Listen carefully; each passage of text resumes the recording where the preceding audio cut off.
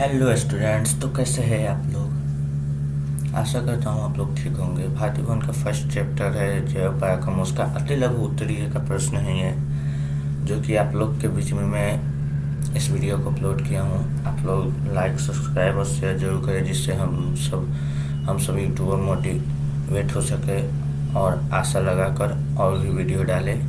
ठीक है, एक बार और कहना चाहता हूँ, लाइक और सब्सक्राइब करना ना भूलें।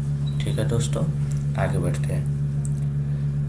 आगे क्या बनना है, जैव पराक्रम किसे कहते हैं। ठीक है, वे सारी क्रियाएं जिनके द्वारा जीवों का अनुरक्षण होता है जैव पराक्रम कहलाती है। ठीक है, वे सारी क्रियाएं जिनके द्वारा जीवों का अनुरक्षण होता है जैव पराक्रम कहलाती है। ये तो एकदम शॉर्ट है, आपको याद हो गया। बहुकोशिकीय जीवों में ऑक्सीजन की सहायता विसरण द्वारा क्यों नहीं पूरी हो जाती। ये क्वेश्चन थोड़ा बड़ा है लेकिन इसका आंसर भी बड़ा ही है, क्या करिएगा। तो बहुकोशिकीय जीवों का शरीर के अंग जटिल होते हैं। ठीक है, कैसा होता है, जटिल होता है। पहला तो ये हो गया कारण, और दूसरा कारण, तथा सारी कोशिकाएं सीधे पर्यावरण के संपर्क में रहती है। इस कारण ऑक्सीजन की आपूर्ति विसरण द्वारा संभव नहीं है। ठीक है, ये हो गया। अब आगे तीसरा नंबर है, जीवों में पोषण की प्रमुख दो विधियां कौन कौन सी है। तो उत्तर है, जीवों में पोषण की प्रमुख दो विधियां स्वपोषण और परपोषण, जिसको स्वपोषी पोषण भी कहते हैं और परपोषी पोषण भी कहते हैं। इसमें कोई फंडा नहीं है, आप लोग चारों में से कोई भी दो बोल सकते हैं। ठीक है, हरे पौधे में किस प्रकार का पोषण पाया जाती है। ये तो बहुत VVI क्वेश्चन इसको माना जाता है, यानी वेरी वेरी इंपॉर्टेंट क्वेश्चन। तो ये बहुत कम बच्चे बता पाते हैं, लेकिन वो भी बता ही देते हैं। तो हरे पौधे में स्वपोषण प्रकार का पोषण पाया जाता है। ठीक है दोस्तों। अब दोस्तों 5 नंबर आ गया, क्या जंतुओं में पोषण की कौन सी विधि पाई जाती है, यानी जीव जंतुओं में पोषण की कौन सी विधि पाई जाती है। ये तो किसी को भी पता है, हम या आप हो, सब पर पोषण ही है, क्योंकि हरे पेड़ पौधे ही स्वपोषण होते हैं। तो जंतुओं में पोषण की विधि परपोषण की विधि पाई जाती है। ठीक है, परपोषण की विधि पाई जाती है। ठीक है, यहाँ लिखा हुआ है परपोषण की विधि।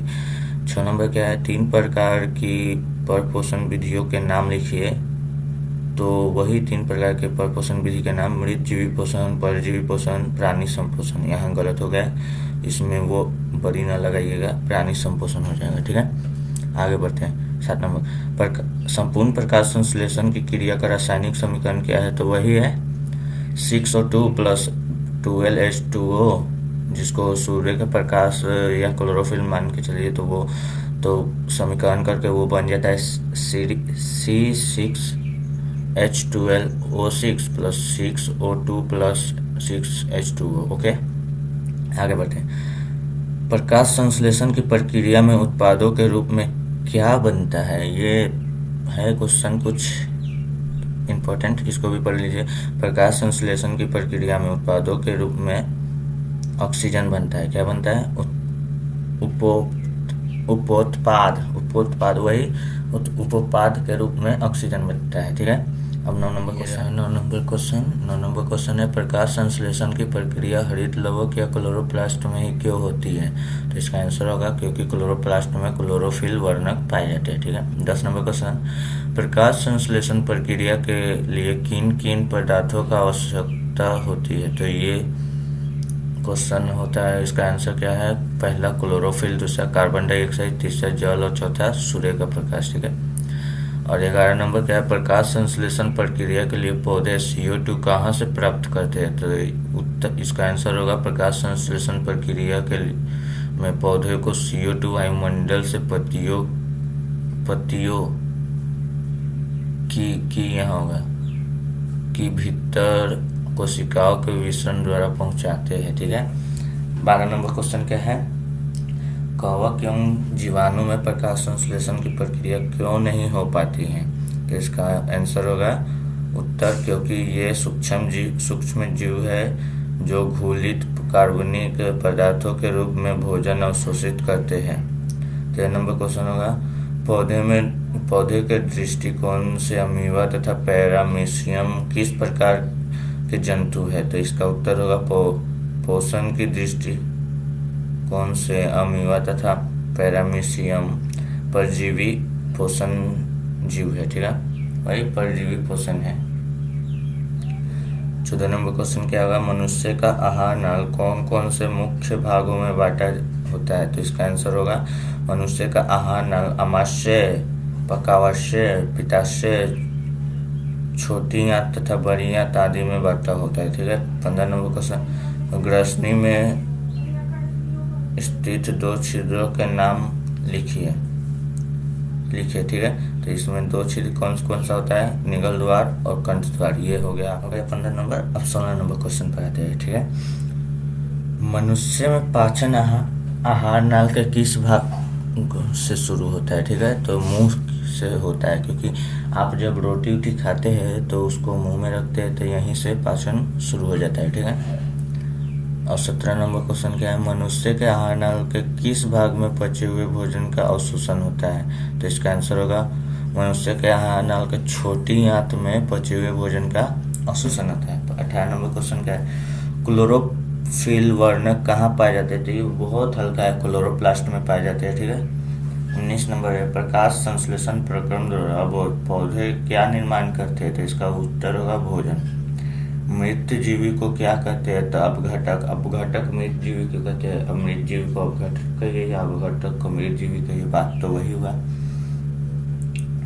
जिस जीव के शरीर से परजीवी अपना भोजन प्राप्त करते हुए क्या कहलाती है? पोषी कहलाती है। ठीक है, क्या? पोषी।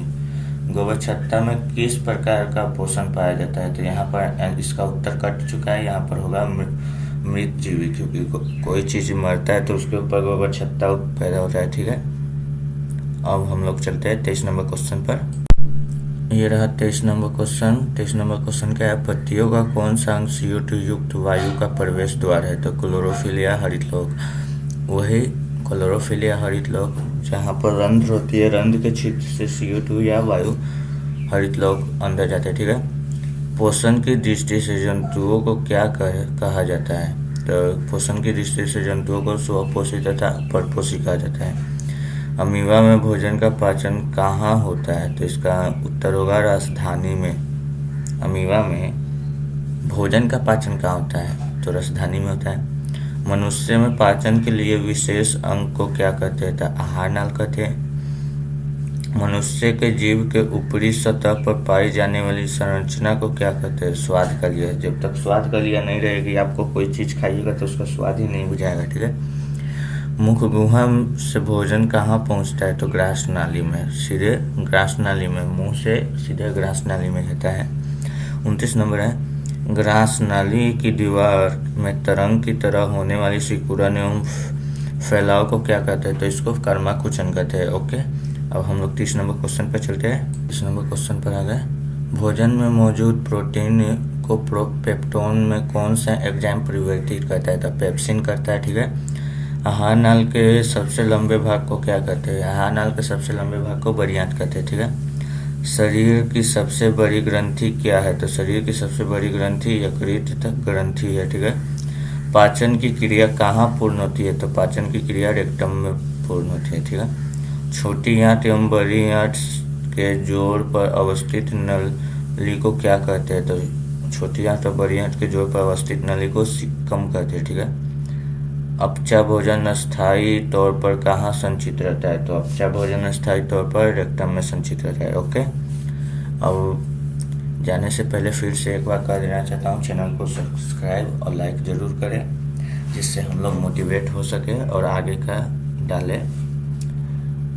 और थोड़ा आज का अभी पढ़ने में दिक्कत हो रहा है, क्योंकि तबीयत भी खराब है। फर्स्ट बार मैं ये वीडियो डाल रहा हूँ दोस्तों, स्टूडेंट के नाते से नहीं, लेकिन दोस्त के नाते से लाइक और शेयर सब्सक्राइब जरूर करें।